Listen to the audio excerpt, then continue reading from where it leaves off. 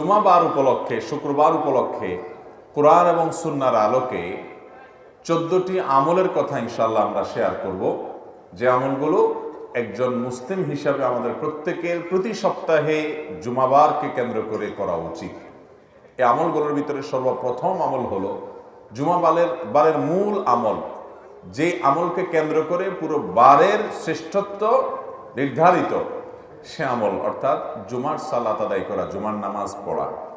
জুমার দিন, এই দিনটা আল্লাহর কাছে এত গুরুত্বপূর্ণ যে এই দিন সম্পর্কে, এই দিনের যে জুমার যে নামাজ, এই নামাজ সম্পর্কে আল্লাহ তাআলা কোরআনে কারিমে শুধুমাত্র একটা আয়াত নাজিল করেন না, গোটা একটা সূরা, আস্ত একটা সূরা নাজিল করেছেন। সূরার নামই দিয়েছেন সূরাতুল জুমআ।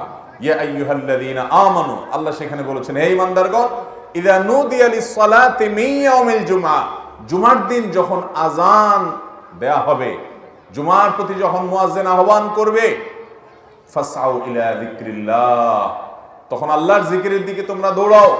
ওয়াদারুল বাই', বেচা কিনা, ব্যবসা বাণিজ্য সব রেখে দাও এবং আল্লাহর ডাকে সাড়া দিয়ে চলে যাও। ইমানদারের কাছে ফরজ নামাজের মধ্যে অন্য সব সাধারণ ওয়াক্তের চাইতে জুমার নামাজের গুরুত্ব অনেক বেশি। তাহলে জুমার দিনের প্রধান আমল হলো জুমার নামাজ আদায় করা। সপ্তাহের মধ্যে যত দিন আছে এর মধ্যে সবচেয়ে সেরা শ্রেষ্ঠ দিন হলো এই দিনটা। এই জন্য জুমার নামাজ জন্য আগে আগে যাওয়া, এটা হলো জুমার দিনের প্রথম আমল। নাম্বার 2, জুমার দিনের ফজরের নামাজ বিশেষভাবে জামাতের সাথে পড়ার চেষ্টা করা।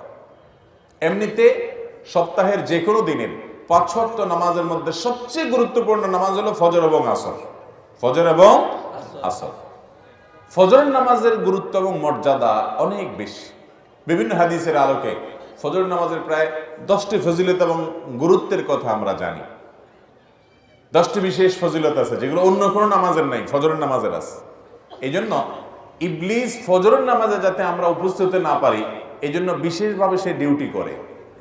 নবী করিম সাল্লাল্লাহু আলাইহি ওয়াসাল্লামের হাদিসে তার বিস্তারিত বিবরণ আসছে।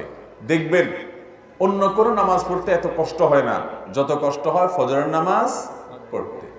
এই জন্য মুসল্লিদের মধ্যে যারা ক্রিম মুসল্লি, মুসলমান হিসাবে যারা এ ক্লাসের, আফার ক্লাসের মুসল্লি, সেই মানুষগুলোকে ফজরের নামাজে মসজিদে জামাতের মধ্যে পাবেন, পুরুষদেরকে।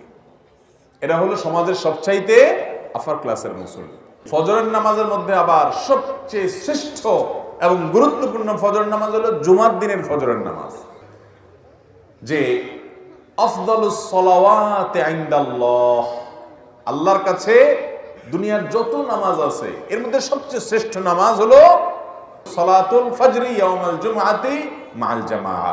জুমার দিনে জামাতের সাথে পুরুষরা ফজরের নামাজ পড়লে এটা হলো আল্লাহর কাছে সবচেয়ে শ্রেষ্ঠ নামাজ।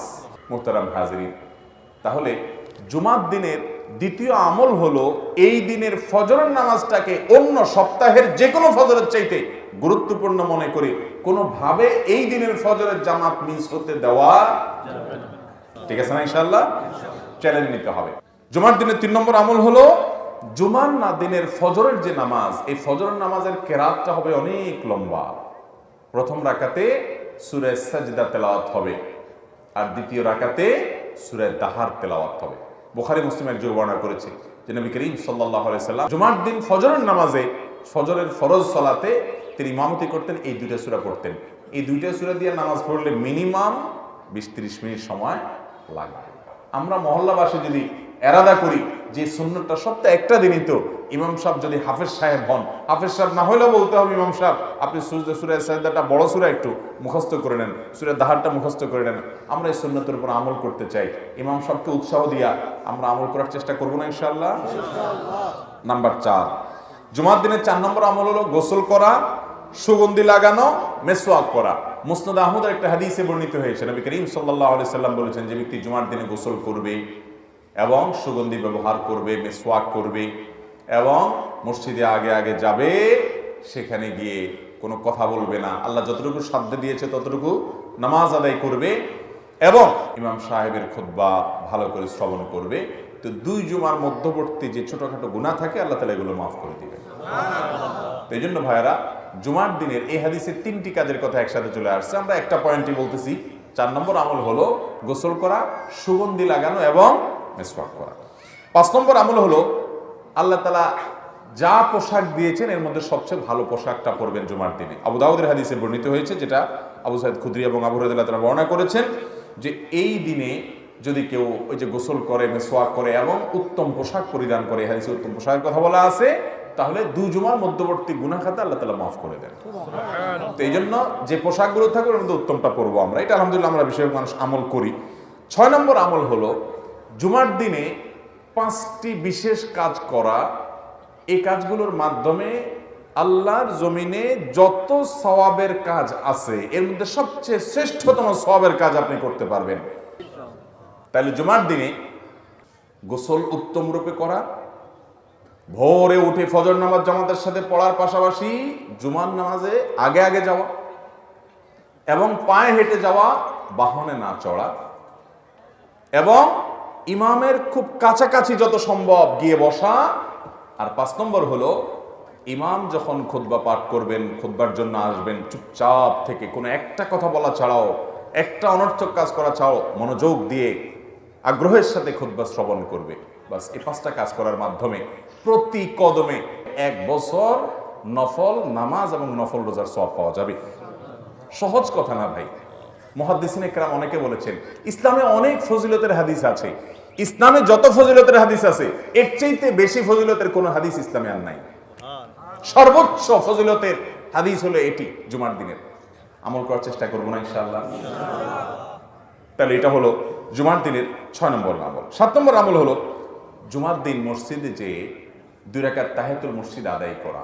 এটা শুধু জুমার দিনের না, এটা প্রতিদিনই করার চেষ্টা করব আমরা। অন্য যে কোনো সময় তাহিয়াতুল মসজিদ পড়তে হবে, জুমার দিনও বিশেষ গুরুত্বের সাথে আমরা পড়ার চেষ্টা করবো ইনশাআল্লাহ। 8 নম্বর আমল হলো যদি কারোর জুমার দিনে এই মসজিদে আসার পর ঘুমানি আসে, ঝিমানি আসে, সেই জন্য জায়গাটা পাল্টায় নেয়, তাহলে বোঝা গেল এটা একটা ঔষধের। জায়গাটা পাল্টায় আরেক জায়গায় উঠে বসলে ইনশাআল্লাহ ঘুম কি হবে, তাৎক্ষণিকভাবে অন্তত কেটে যাবে। আবার ঝিমানি আসছে নতুন জায়গা যেখানে গেছেন সেখানে, সেটা আবার একটু পাল্টান। এবার পাল্টালে ইনশাআল্লাহ ঘুমের সাথে লড়াই করে আপনি ইবাদত বন্দেগী করতে পারবেন। তাহলে ঘুম আসলে একটু জায়গা পরিবর্তন করা, এটা হলো 8 নম্বর আমল। 9 নম্বর আমল হলো মানুষকে বসতে সুযোগ দেওয়া এবং বিশেষ করে কারোর ঘাড় ধরে ধরে মানুষের ঘাড় ডিঙ্গায় ডিঙ্গায়া সামনের কাতারের দিকে না যাওয়া।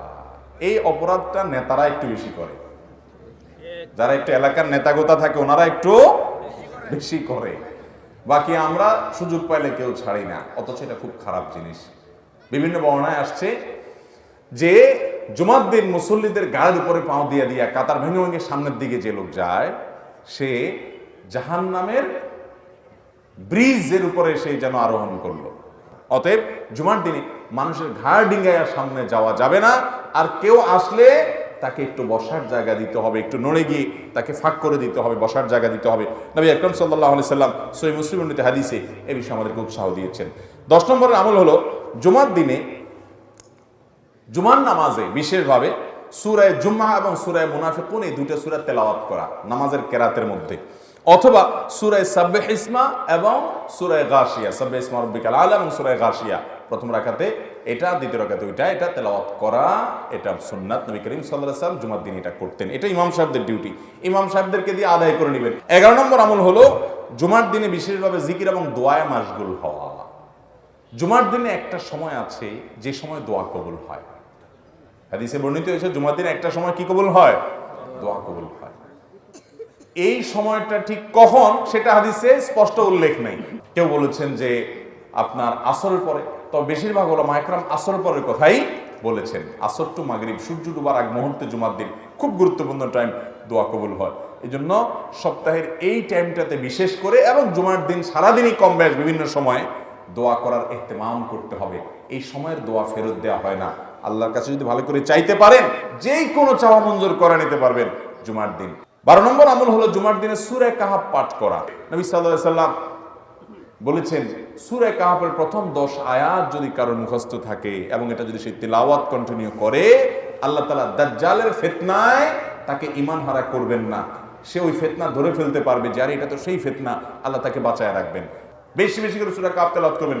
জুমার দিনে সূরা কাহাফ তেলাওয়াত যেন মিস না হয়, চেষ্টা করবেন না ইনশাআল্লাহ। এটা 12 নম্বর আমল। 13 নম্বর আমল হলো জুমার দিনে দুরূদ বেশি বেশি করে পাঠ করা। ভাইরা আমার, এই জন্য শুক্রবারের এই আমলটা বৃহস্পতিবার সন্ধ্যা থেকে নিয়মিত করা শুরু করবেন। দুরুদ পাঠ করা, আপনি সাধারণ সবচেয়ে শ্রেষ্ঠ দুরুদ পাঠ করতে চাইলে দুরুদ ইব্রাহিম নামাজে যেটা পড়বেন, এটা নবীজি শিক্ষা দিয়েছেন। আর সবচেয়ে ছোট দুরুদ পারলে সাল্লাল্লাহু আলাইহি সাল্লাম পাঠ করবেন, বাস যথেষ্ট। আর মাঝামাঝি কোনো দুরুদ পড়তে চাইলে পড়তে পারেন, কিন্তু এই আকীদা বিশ্বাস রাখবেন না যে এটা এতবার পড়লে অমুক উদ্দেশ্যে সফল হবে, হান হবে, তান হবে। এগুলো সব মন গড়া, মানুষের নিজস্ব আবিষ্কার, হাদিস দ্বারা প্রমাণিত নয়। 14 নম্বর আমল হলো জুমার রাতে ঘুমাবেন এবং জুমার দিন খাওয়া দাওয়া করবেন। হ্যাঁ, যদি কারোর যে বললাম চান্দ্র মাসের 13টা 14-15 রোজার মধ্যে শুক্রবার পড়ে যায়, সেই হিসাবে তো আপনি রাখবেন। অথবা আগে পরে মিলে কেউ এই দিনগুলোতে রোজা রাখেন, তার কোনো ফরজ কাজা রোজা রাখার আর কোনো সুযোগ নেই শুক্রবার ছাড়া, তিনি রাখবেন।